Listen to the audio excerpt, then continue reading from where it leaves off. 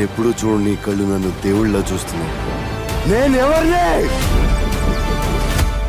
మా దేవుడు అమరేంద్ర బాహుబలి, రక్తానివి నువ్వు.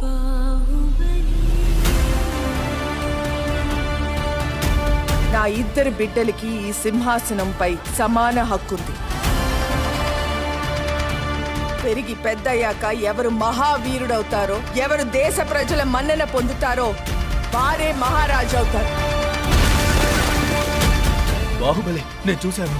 చచ్చిన వాడు ఎలా వస్తాడ్రా?